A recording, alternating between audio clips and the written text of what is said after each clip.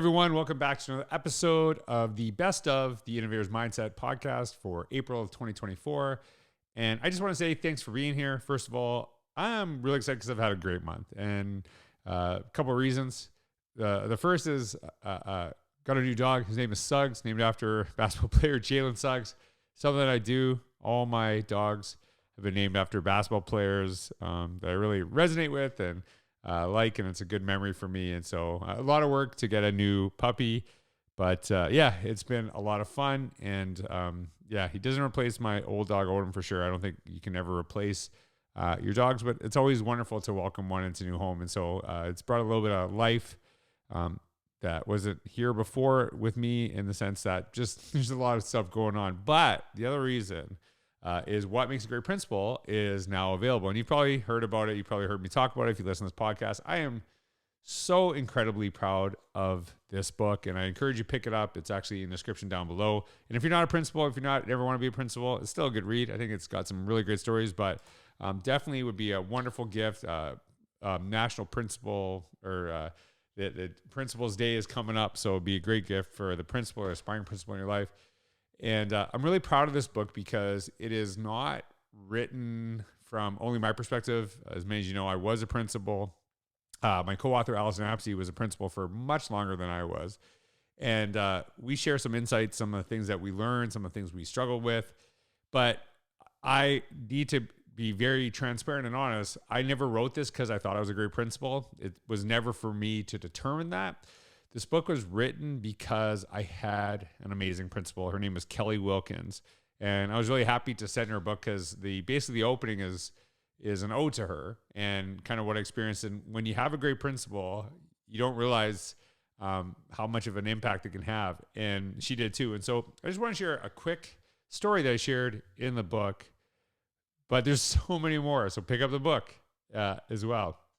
And just before I get to that story, the thing that I love about this book, and I think is really changes things, is really different from other leadership books, is that it is actually myself, Allison, and 15 contributors who are teachers, principals, instructional coaches, people who benefited from having a great principal. So it isn't from the perspective of top down, but who are the people we serve and what do they look for in principals that really make a difference? And so their stories are amazing. This is the book I wish I would have had when I was a principal, which is why I wrote it and helped to put it together with my dear friend, Allison Apsey, who is an absolutely incredible person and an amazing writer. So as I mentioned, I wrote this because I had a great principal. Her name was Kelly Wilkins. And I wanted to share this quick idea story because I know people are doing interviews right now. And if I can change some interview processes, is that the word? Processi?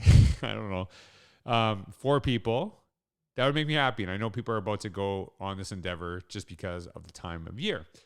I actually was ready to quit education. I hated it. I lost my way, but I also didn't know what else I was going to do. So I remember kind of committing that at the end of this 1 year, if I couldn't find a job somewhere else, I was just going to quit.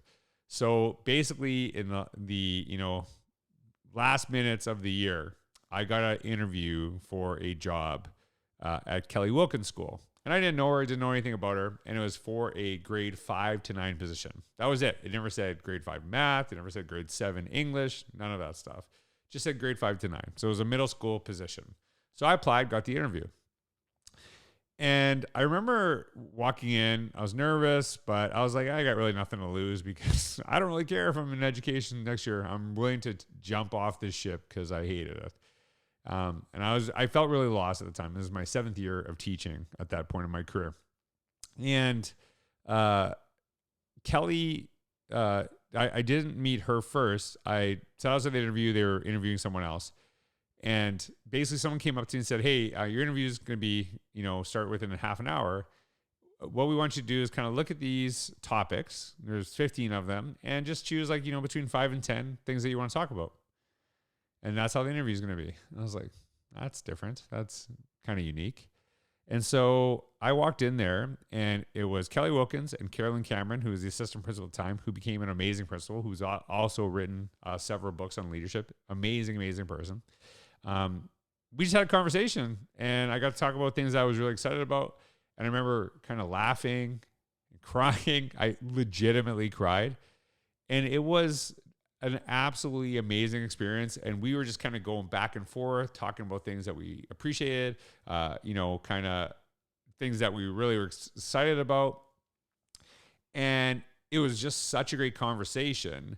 I remember walking out there having no idea of how I did, because it was nothing like what I had experienced before. And I had actually been on several interviews prior to that. And basically it was just kind of it was like a firing squad, right? Someone would ask you a question and you'd feel all this pressure and they wouldn't say anything back to you. They'd write their notes and all this.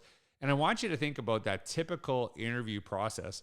When does that happen ever in education? When do we just, ask a question, have no conversation, and just kind of write down, but not actually have a conversation? It doesn't make any sense. So we're creating this environment that makes the people who are about to enter your school totally uncomfortable and, feel just this huge pressure to do something they'll never do before. And it's not very welcoming. Whereas I walked out there, I'm like, this is like, I would love to be here. This is absolutely amazing. And I wanted to be a part of what I just experienced and to be able to talk about things I really loved. And the thing that was strange, I kind of said like, hey, what is this position for? And they're like, well, it's for grade 5 to 9. We haven't really decided that yet. And I didn't really understand that. So anyways, I got a call a few days later and I was told I was going to accept or was going to be offered the job. And basically the job was exactly what I was good at. And so what Kelly and Carolyn had done is basically they kind of looked at who they were interviewing, who they, felt was like a good fit. And I'm not talking about just like a person for a position, but for the school, for the community. What is something that this person was bringing that maybe they were lacking, that they could benefit from? And so when you talk about your strengths, it's like, okay, where are deficits? Where can we like kind of plug someone in and talk about this? So what they did in that position, if they would have said, hey, we're looking for a grade 7 science teacher, I would have never applied. And you might think, well, okay, well, maybe that's what they needed. But the reality is they were looking for who they thought would be try to find the best fit for the school, the best person for the school. And could they maybe find someone who, they might have had someone who left who was a grade 7 teacher, who taught science, and just to say, oh, let's plop them in. Could they have found that within the school, within that school community right away? Could they have actually tapped into that and then maybe kind of plug some people in? So what I didn't know is when they felt I was a fit, they started having some conversations at school like, hey, could we do this? Could we do this? They weren't like set on making sure I got the job because I know they had other really great candidates. And basically they were kind of like moving the puzzle around, looking at it a different way because they felt we want to get the best people possible, not necessarily the best grade 7 teacher. And they put me in a situation where I had already kind of built a trust with them. I knew that I could kind of share ideas, go back and forth.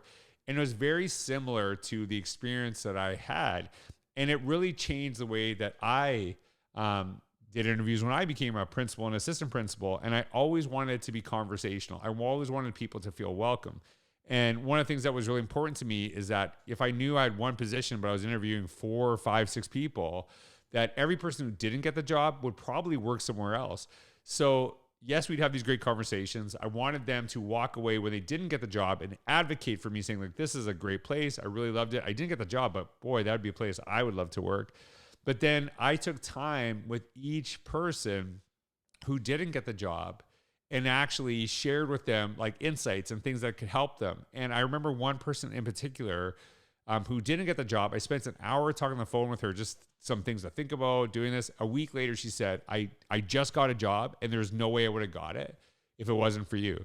So the person who I didn't hire was one of my biggest advocates in the community it was totally worked in a different school district. And she would say like, if you ever get a chance, try to work with this guy because he's amazing. And this is a person who didn't get a job with me.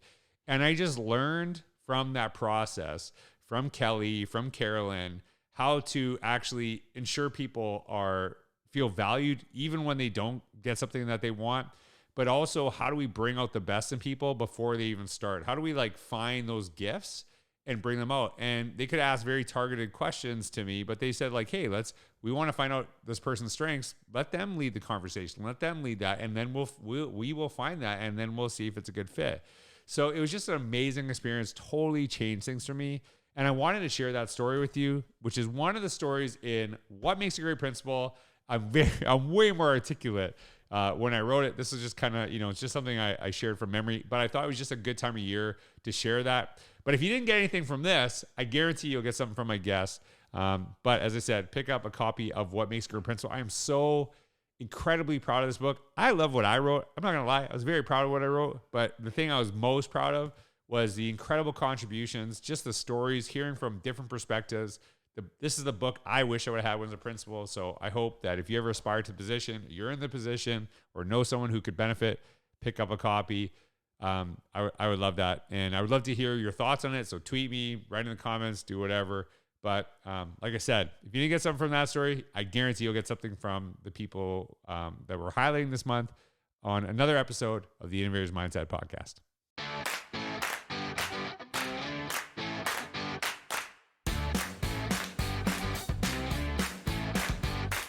One of the things that you talked about before, and I thought was really interesting because most people agree with it, but I don't know if we necessarily say it out loud, is that, there's students that are there, their goal is to get to college, their family's goal is they want their kids to go to college. And, I understand that. And we never want to cross that, but it's not the only path to success. And especially in our world today, more and more people are finding success outside of going to college. So how have you kind of emphasize that in Commack too, that this is not the only path. This is not the only path for kids, because, some of these districts, no matter what you show them, what you talk about, it's I don't care, college. It's got to be college or else, right?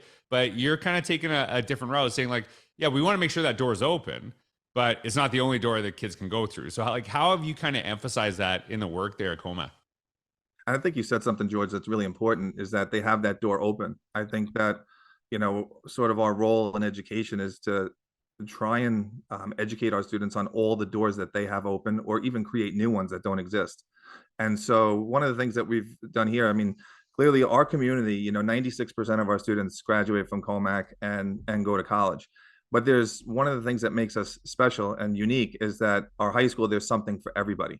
So if a student wants to, go the sort of Wilson Tech vocational training, whether it's, through drone technology, or learning to fly a plane, or carpentry, or fashion, or culinary, those opportunities exist. But I think one of the things that we've done, we have a very clear educational continuum that starts with the foundation of success in our elementary all the way through our high school. And it has been laser focused on preparing students academically to not only try on college level learning, but many of the students that leave from Commack, we have 77% of our seniors that are graduating this year have taken 5 or more college level courses. And in the past, when we talk college level courses, people think AP, IB. But what we've done here in Commack is we've created relationships with colleges and universities so that students that are taking, it could be sculpture and ceramics, it could be band, orchestra, chorus, anatomy and physiology, the total spectrum of electives that we have in here, students can get college level credit. It certainly helps them financially. But I think a stat that I'm really proud of is, the percentage of students who are graduating with an IEP, classified special education, just about 20% of them have taken 5 or more college level courses. And the reason why every student in Commack is able to meet with success with college level courses or that coursework is because they're able to connect with it. It's the relationship that they have with that coursework. It's of interest of them. They're able to connect what they're learning to the outside world. And so those are some of the things. And the way we've done that is we've clustered some of our courses together here in Commack to say, if you take these courses, they will better prepare you for a career in health sciences, business administration, fine arts, eventually school law. So we have a number of different pathways in our high school that students can take. So there's really something for everybody. And next year, one of the things that we're doing a little bit differently is we're actually going to create distinct schools within our high school. So next year, there's going to be a school of business, a school of law, a school of education, a school of engineering and applied sciences. There will be a school of liberal studies. And it's kind of not everybody knows what they want to do. So for those students that don't, that's perfectly okay. They would fall into the School of Liberal Studies, and we'd be able to target and kind of find what their interests are and what opportunities exist. and connect them with that. So obviously the specific schools kind of, you know, speak for themselves, but there's so many different careers that exist in there, and students realize, maybe I thought I wanted to be an educator, but I went into the School of Education, got to do an internship in one of our elementary schools, and Right. realized within 10 seconds, I never want to be in a classroom, which is a Right. valuable experience, Way right? better to do that earlier than too late, because then you're like, I've already put in 4 years, so I'm going, even though I hate kids, right? It's probably not the best thing. So What makes it unique too is that, and with this is that the schools within the high school does not necessarily mean that you have to take that coursework that is required. It's really, there's a level of programming that goes with it. So if you're in the School of Engineering, we'll bring in professionals that are in those different careers to come in and talk to you. We'll bring in some college admissions counselors to talk to you about, what does that pathway look like? What's the commitment in terms of education? And so there's really, you know, something that we're really proud of here in Commack is that there's something for everybody. one of the things I thought was really interesting was the day I was lucky to be a part of was you were like, this is all about the staff. This is all about the staff. So can you talk a little bit about like what that day was and why it matters so much? Because I know this wasn't our first time for you. This is something that you've done Yeah, consistently over the years. absolutely. So we call it our staff wellness day. We take one PD out of the year, and it's hard to do because you only have so many. Yeah. But we've made it sacred. I started it when I was a curriculum supervisor. Kind of went out on a limb, asked my superintendent, who was super supportive, and said, "Sure, tell me what it's going to look like and what you want to do." Right. We had come to this point in time where all we did was talk about self-care. Oh, educators are burnt out. Well, they need to do self-care. Oh, they need to take time Right. for themselves. They need to do this. And I'm like, well, what does that mean? Like, you can keep telling me self-care, self-care. Like, I don't know what that looks like. I think I'm taking care of myself. I'm not really sure. Right. So I just said, like, what if we just do a day that's all about educators? And we started with like a staff meeting in the morning to try and get in the PD that we needed to get in. And then we asked the community, and we have a very supportive community, like, hey, can you help us out? So we had yoga instructors, we had nutritionists, we have healthy cooking. We just let them walk. We gave them an hour. We call it a deer, just what we do with the students, drop everything and read, right? Yeah. We did that when we were young. And we just let them sign up and had the whole day where, yeah, we took the whole afternoon, and you guys get to pick what you want to do. And it's, you do it. If you're not planning anything, you're not doing anything, you're literally just showing up. They don't have to pay for anything. Everyone's pretty much volunteer based, or the district covers the cost of whatever they need. And the staff reviews were like through the roof. Like, everyone loved it. They really appreciate it. Thank you so much. We got a lot of staff that just said, we're so happy that we got to do this. Even just spending time with a coworker laughing about them doing push-ups next to me, whatever it may be. So that has since evolved, and we started bringing in like speakers. So we really try and like hit a home run, which we did this year with bringing in a speaker that really talks to teachers about, not about what they need to do, but how, what they're doing already and how they can kind of fine tune their craft. So, and then we also, that was me. That was you. Yeah, that was you. George came and knocked it out of the park this year. Yeah. We provide a healthy I was like, are you talking about someone else? Nope.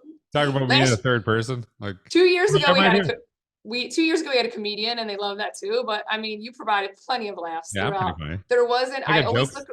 Yeah, whenever we have a speaker, I always look around to see like the vibe in the room, because I'm always just like, all right, well, if everyone's on their phone, and even you who said like, I'm not afraid if you're on your phones, go ahead, like scan this. I want you to tweet about me. I mean, people were like eye to eye, engaged, coming up to you after. And when you start the day with that kind of energy, it lasts all day. So after they left you, they had a little healthy snack from a local business and went about. We had pickleball, we had HIIT classes, we had cookie decorating, the whole nine. Okay, so I gotta ask you this question. So I don't know how long I don't know how long you know me, but probably the last, I don't know, 4 years, I've been very focused on being healthier, like way healthier. And I've always worked out, but it's like I've got my eating in check. Now I'm not like 100%. I'm not like keto or anything like this, but I eat pretty healthy. And you kept saying, I don't know if you noticed, you're like, hey, there's a healthy snack. There's a healthy snack. And I go into districts all the time, and there's pretty rarely healthy snacks. Like, it is like pretty bad. And I don't know if that's like, why is that so like, why was that so intentional? And I actually think it, you know, there's like a Seinfeld episode where Elaine, I know I'm like obsessed with Seinfeld right now.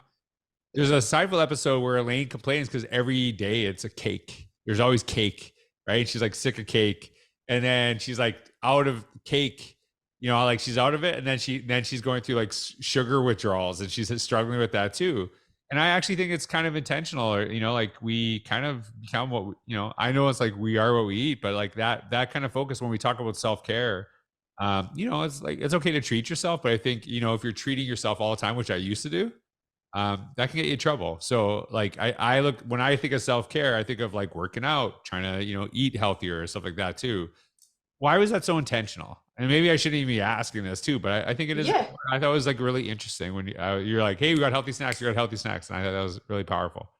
Yeah, so it's a celebration day, right? And Elaine's right in Seinfeld. When there's a celebration, especially I feel like at a school or a place of work, like somebody's bringing cake or somebody's bringing cupcakes. Like my door every day is open, and I can't tell you the number of kids that come through and they're like, "It's my birthday. Here's a cupcake. Do you want one?" And I always say yes. I don't always eat it, but I always say yes because I want them to feel that I value their birthday.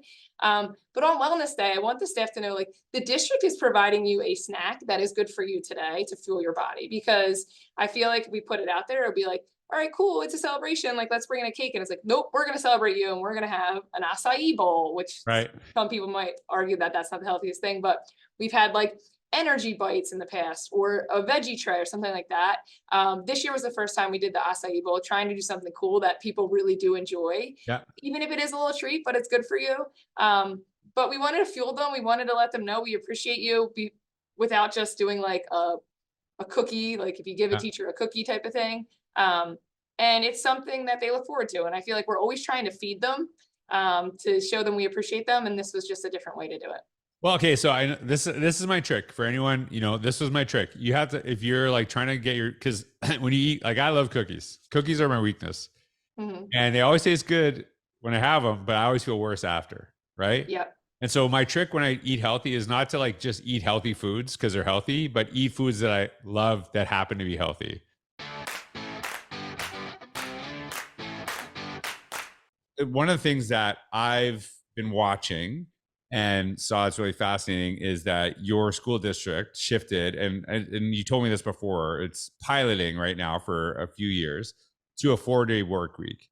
And I knew about this. By the way, and I asked you to write, I sent you some questions you wrote on my blog, and then I got all these comments about how awesome you are. So good for you. That's so nice. Right. Which is always nice. Like, when I see people on social media and they like say, "Oh, I'm moving on from my job," and all the people congratulating them don't work in their district, but nobody in their district congratulates them. I'm like, "Oh, that's not."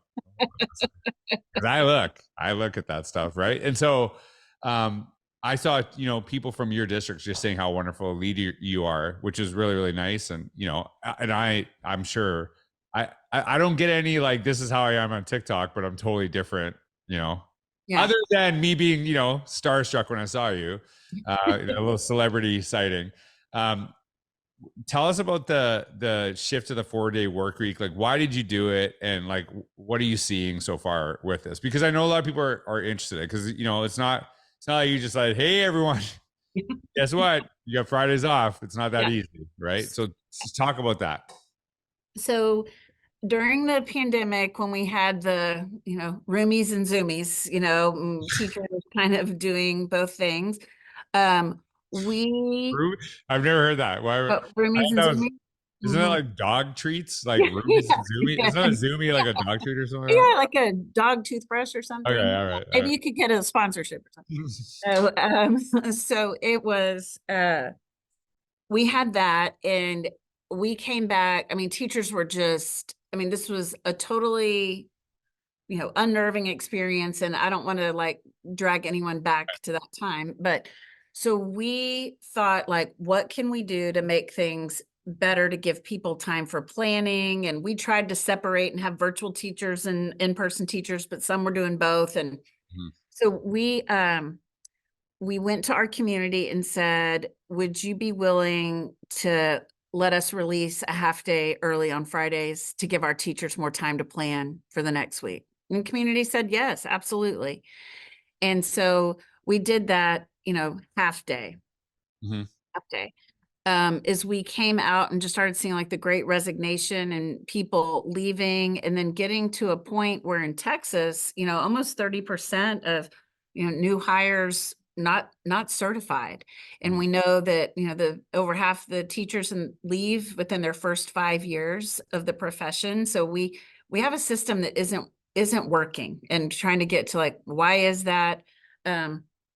Anyway, so we started talking with our staff about what we could do to attract and retain teachers, because we have historically, our communities had very high teacher turnover, and high teacher turnover means worse outcomes for kids, because you can't move the needle, you can't get traction about things you want to be doing unless you have a team that comes and builds sustainability, right? So one of the ideas that we kept coming back around to is, we're limited on what we can do with pay. That's set by the legislature. So without some kind of, funding increase from the state, that's not on the table. And so one thing we can work with is time, because in Texas, you have to have 75,600 minutes, but there's no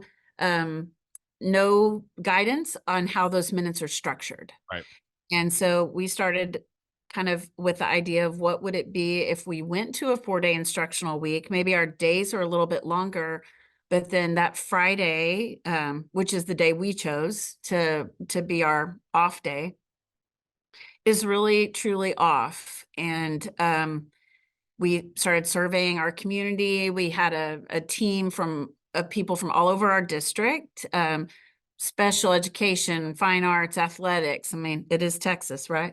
And so all of the academic leadership really thinking through what could this look like, and what would it mean for us, with the sole goal to recruit and retain teachers, knowing that we can't move the needle for kids until we do that. So anyway, that was the why. And so this was our first year. We took about 18 months to really think through, roll out, survey, build understanding about it with our community and board. And then this was our first year to roll it out. And so it's been really exciting. And I'm exciting as we're starting the hiring season for next year, Right. about what it looks like our retention is. We're seeing gains in our academics, decrease in our discipline data, increased attendance. So right now, and we're going to be tracking those things. This is a pilot our board committed to for 3 years, and to see what the outcomes look like over those 3 years. And then, but right now, if everything keeps trending like it is, I think we'll be continuing. And I think it's given people like work-life balance, autonomy over their schedule. We've got a lot of people up here on Fridays, but it's like, I'm going up at 10 with no makeup on and my hair in a ball cap, and taking care of what I need to do, so then I still have the rest of the weekend with my family. Yeah. So there's something I shared years ago. It's risk is moving from a comfortable average in pursuit of an unknown better. And I guarantee that, I'm sure you heard this, and I know other people will hear this as well. This won't work, or this wouldn't work if you do this. Well, what we're currently doing is not working. Yeah. So maybe we need to do something else, right? And yeah, it might not work, but we got some good data right now. What we're doing is not working. And I think a lot of times we will just stick with that, even though because we're so scared of the unknown.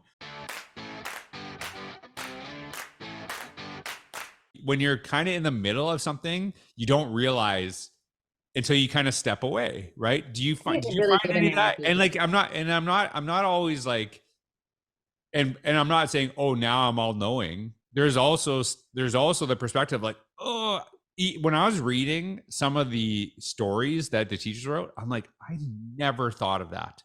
And it's like, I wish I would have known that. So that was that, even when I'm going through this, I'm like, oh my God, did I miss a point? Did I miss an opportunity?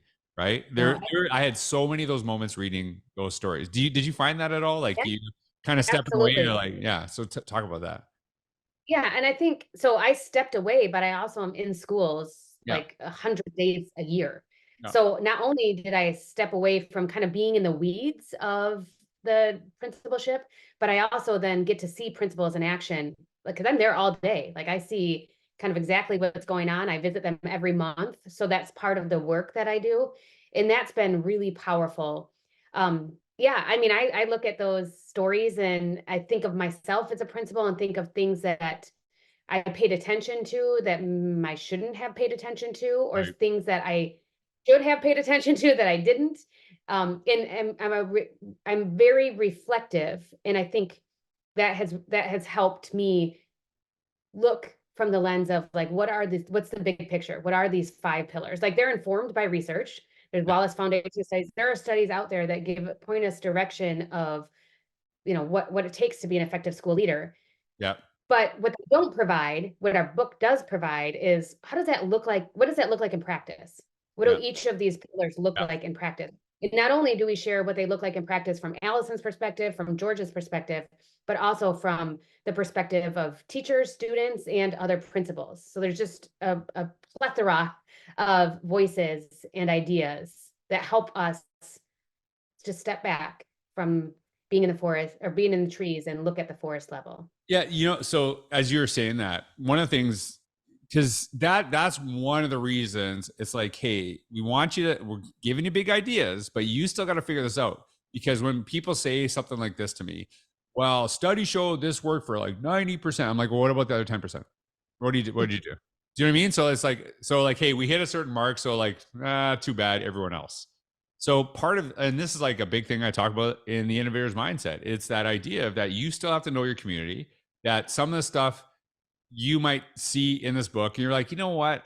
I don't know if that's going to work this way in my school, but if I tweak this, if I do this a little bit different, and that's the whole point.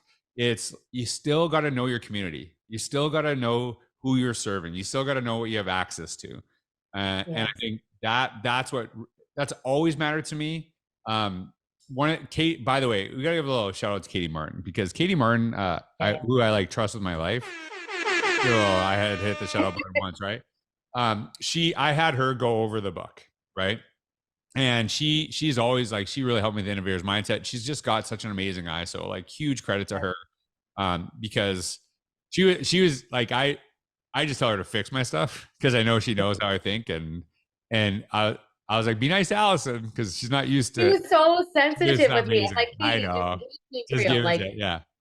But she said, so I'll share one of the pillars. We talked about being visionary and how that's so important. And I wrote a little bit, and she challenged me in saying, well, you wrote the innovator's mindset and you're not really giving a vision of what school should look like. And I'm like, I could, but that's not my role. My role is for you to figure that out, because I don't know where you're at. And she's like, okay, that's fair. And that's why I talked to her, is because there's things that she's like, she'll ask me and push me on. And then she's like, okay, that totally makes sense in that process, because I wrote this in Innovator's Mindset, if I can like tell you what innovation looks like, then it's not innovative, right? You got to figure that out. And that's the whole idea, is like, as much as we want to provide you ideas, you still got to see yourself as the solution. That's really important. Right. And I think visionary is a perfect example of that, where we talk about what is a visionary leader, and then how to become visionary. But then that has to be personal, what the vision is for your school, and it has to be collaborative and developed with your school team. So and that's true with every pillar. We're talking about, what does this mean? What does this look like? What are some strategies to get there? But then you take it from there. Well, and I will share one little snippet from the book about this. The visionary thing was really, and I remember texting you about this. I'm like, visionary has to go last. Yeah. And it has to be explicitly last, because you don't know who you have at your school. You don't know what resources you have. You don't know these things. And too often, and this is where things can go wrong, is a new principal comes in and says, here I am, here's what we're doing. And it's like, no, we'll just wait you out. We will just wait you out. And because you know what? We've seen this before. But if you really go into the space and understand who you serve, understand what you have access to, that's when the vision starts being created.